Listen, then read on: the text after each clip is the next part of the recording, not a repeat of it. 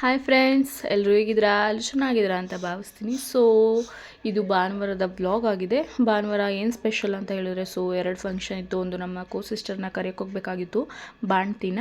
So ಇನ್ನೊಂದು ಜಾತ್ರೆ ಇತ್ತು, ನಮ್ಮ ಹೇಮಗಿರಿ ಜಾತ್ರೆ. ಮಿಸ್ ಮಾಡ್ತಿರ್ಲಿಲ್ಲ, ಹೋಗ್ಬೇಕಂತ. ಯಾವಾಗಲೂ ಸಂಜೆ ಟೈಮ್ ಹೋಗೋದು ನಾವು. ಸೊ ಫಂಕ್ಷನ್ ಇತ್ತಲ್ಲ, ಅದಕ್ಕೆ ಬೆಳಿಗ್ಗೆನೇ ಹೋಗೋಣ ಅಂತೇಳಿ ಅಂದ್ಕೊಂಡಿದ್ವಿ. ಅಷ್ಟರಲ್ಲಿ ನನ್ನ ಮಗಳು ಹುಷಾರು ತಪ್ಪಿದ್ಲು, ವಾಮೆಂಟ್ ಮಾಡ್ಕೊಬಿಟ್ಲು. ಸೊ ಅದಕ್ಕೆ ನಮ್ಮ ಸಿಸ್ಟರ್ನ ಏನು ಕರೆಯೋಕೆ ಹೋಗೋದು ಬೇಡ, ಹೆಂಗಿದ್ರು ರೆಡಿಯಾಗಿದ್ವಿ ಅಲ್ವಾ ಸ್ನಾನ ಮಾಡಿಕೊಂಡು. ಸೊ ಅದಕ್ಕೆ ಅಲ್ಲಿ ಟೆಂಪಲ್ಗೆ ಹೋಗಿ ಪೂಜೆ ಮಾಡಿಸ್ಕೊಬರೋಣ ಅಂತ ಹೋಗಿದ್ವಿ.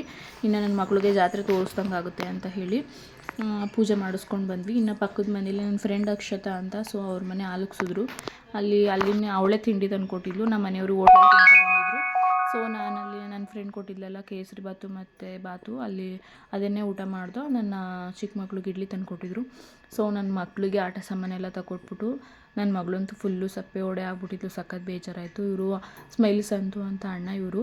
ಸೊ ಇನ್ಸ್ಟಾಗ್ರಾಮಲ್ಲಿ ಫುಲ್ ಫೇಮಸ್ಸು. ಸೊ ಅವ್ರು ಸಿಕ್ಕಿದ್ರು, ಅವ್ರ ಹತ್ರ ಫೋಟೋ ತೆಗೆಸ್ಕೊಂಡು ಮತ್ತೆ ತೇರಾಗಲೇ ಇರ್ದಿತ್ತು, ಹೋಗಿ ಹಣ್ಣು ಜವನ ಎಸ್ತು ಅಲ್ಲಿಂದ ಪೂಜೆ ಮಾಡಿಸ್ಕೊಂಡು ಸ್ವಲ್ಪ ಹೊತ್ತು ಹಂಗೆ ಕೂತ್ಕೊಂಡು ಇನ್ನು ನಮ್ಮ ಚಿಕ್ಕಮ್ಮ ಅವ್ರ ಮಗ ಸಿಗ್ತಾ ಅಂತ ಹೇಳಿ ವೀಡಿಯೋ ಕ್ಯಾಪ್ಚರ್ ಮಾಡಿದೆ. ಇನ್ನು ಅಲ್ಲಿಂದ ಕೇರ್ಪೇಟೆಗೆ ಬಂದು ಅಲ್ಲಿ ಮಧ್ಯಾಹ್ನ ಆಗಿತ್ತು, ದೋಸೆ ತಿನ್ಕೊಂಡು ಮನೆಗೆ ಬಂದ್ವಿ. ನನ್ನ ಮಗಳಿಗೆ ಬ್ಯಾಂಗಲ್ಸ್ ಮತ್ತು ನನಗೆ ಇಯರಿಂಗ್ಸ್ ತಗೊಂಡೆ.